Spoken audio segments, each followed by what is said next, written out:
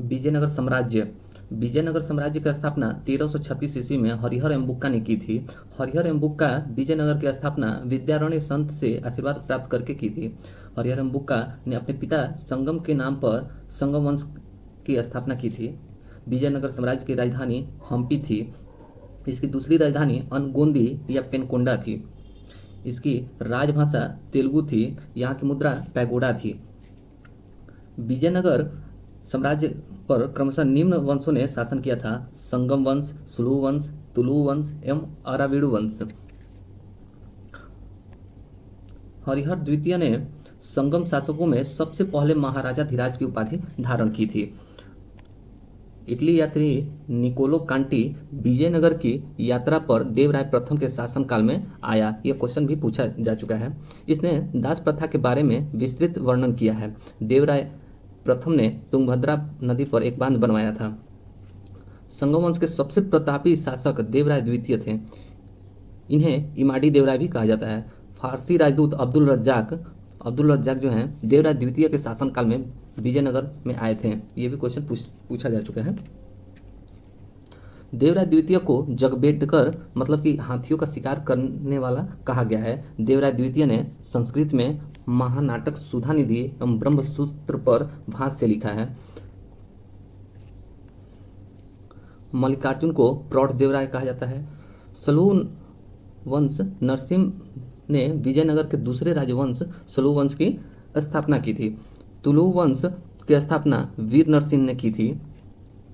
तुलु वंश का महान शासक कृष्णदेव राय था। यह क्वेश्चन बार बार पूछता है दोस्तों, कृष्णदेव राय किस वंश से संबंधित हैं, तो तुलु वंश से होगा। बाबर ने अपनी आत्मकथा बाबरनामा में कृष्णदेव राय को भारत का सर्वाधिक शक्तिशाली शासक बताया। कृष्णदेव राय के शासनकाल में पुर्तगाली यात्री डोमिगोस पायस विजयनगर आया था। यह भी क्वेश्चन पूछा जा चुका है बहुत बार।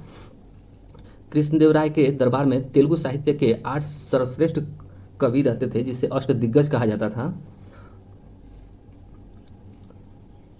अष्टदिग्गज तेलुगु कवियों में अलसी पेदनम सर्वप्रमुख था, जो संस्कृत एवं तेलुगु दोनों भाषाओं का विद्वान था। इसे तेलुगु कविता का पितामह एवं आंध्र कविता एवं पितामह की उपाधि प्राप्त थी।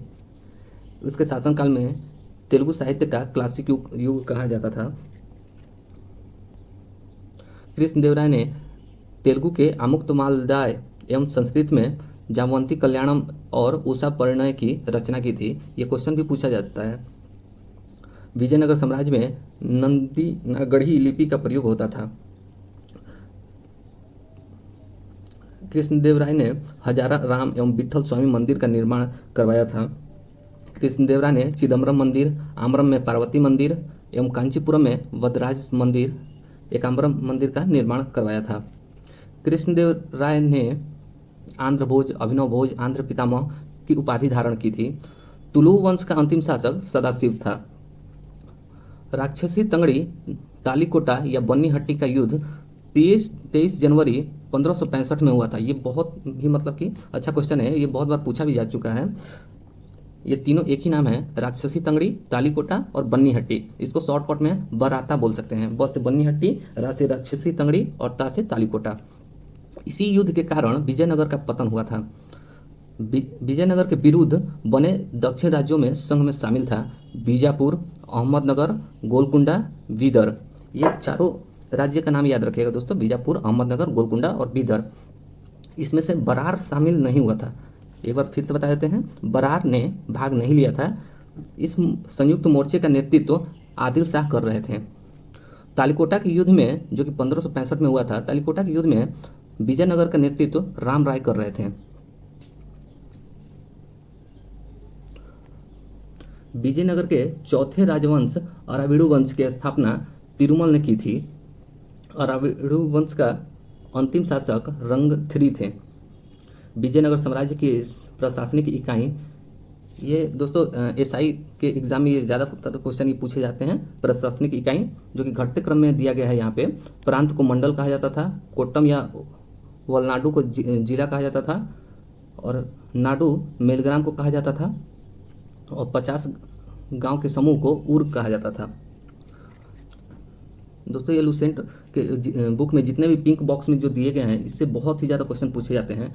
निकोलो कांटी जो यात्री थे, जो इटली के थे, ये देवराय प्रथम के शासनकाल में आए थे। अब्दुल रज्जाक जो कि फारस के थे, ये देवराय द्वितीय के शासनकाल में आए थे। नूनीज जो कि पुर्तगाली यात्री थे, यह अच्युत राय के शासनकाल में आए थे। डोमिनस पायस जो कि पुर्तगाली थे, ये कृष्णदेवराय के शासनकाल में आए थे। बारबोसा जो कि पुर्तगाली थे, ये भी कृष्णदेवराय के शासनकाल में आए थे। विजयनगर साम्राज्य की आय का सबसे बड़ा स्रोत लगान था। भू राजस्व की दर उपज की 1/6 भाग था। उम्बली ग्राम में विशेष सेवाओं के बदले दी जाने वाली लगान मुक्त भूमि हुआ करती थी। रक्तकोड़ के युद्ध में शौर्य प्राप्त का प्रदर्शन करने वाले मृत लोगों के परिवार को दी जाने वाली भूमि को कहा जाता था रक्तकोड़ के। कुटगी ब्राह्मण मंदिर या बड़े भूस्वामी जो स्वयं कृषि नहीं करते थे, किसानों को पट्टे पर भूमि दे देते थे, इस भूमि को कुटकी कहा जाता था।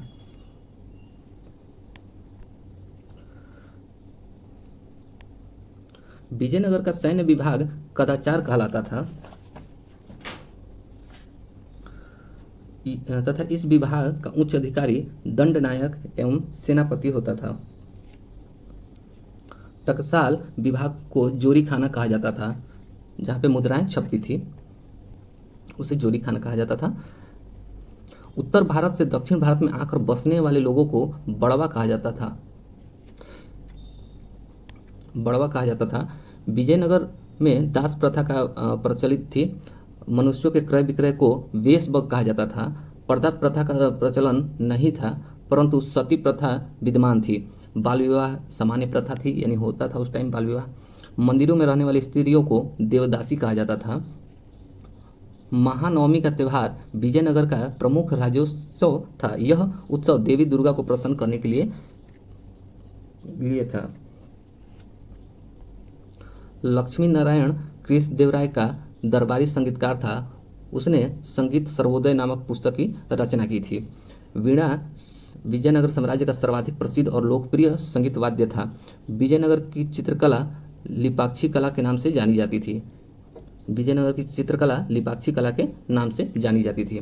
विजयनगर का सर्वाधिक प्रसिद्ध सिक्का स्वर्ण का बराह था।